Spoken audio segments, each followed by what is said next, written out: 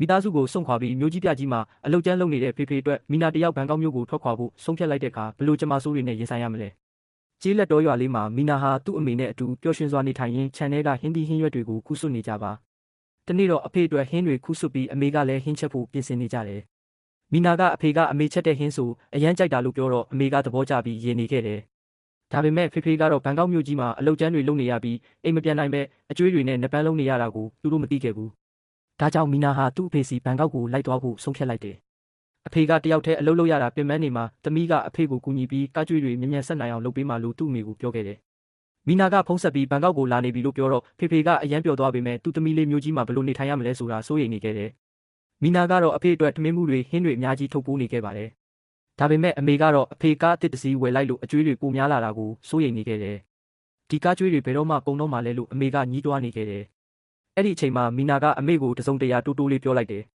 အမေကအံ့အားသင့်သွားပြီးဘာလို့လဲသမီးရဲ့လို့မေးတော့မီနာကအဖေအိမ်မပြန်နိုင်တာကားကျွေးကြောင့်မဟုတ်ဘူးလို့ပြောလိုက်တယ်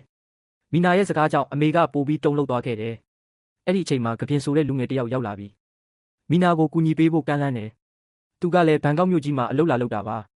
မီနာကကပြင်ကိုအဖေကတယောက်တည်းအလုပ်လုပ်ရတာပြင်ပန်းနေမှာသမီးကအဖေကိုကူညီပြီးကားကျွေးတွေမြ мян ကုန်အောင်လုပ်ပေးမှလို့ပြောတယ်ကပြင်ကလည်းကောင်းပြီးအဖေကိုကူညီပေးတာကောင်းပါတယ်လို့အားပေးခဲ့တယ်မီနာဟာသူ့အမေနဲ့နွားကြီးကိုနှုတ်ဆက်ပြီးဘန်ကောက်မြို့ကြီးကိုထွက်ခွာလာခဲ့တယ်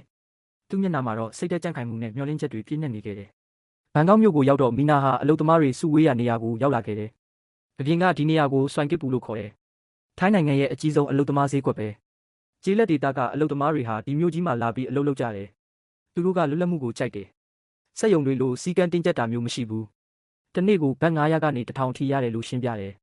ကျေးလက်မှာအလုပ်မရှိတော့ငွေလည်းမရှိဘူးလေလို့အလုပ်သမားတယောက်ကပြောတော့ကပြင်ကစိတ်မကောင်းဖြစ်သွားတယ်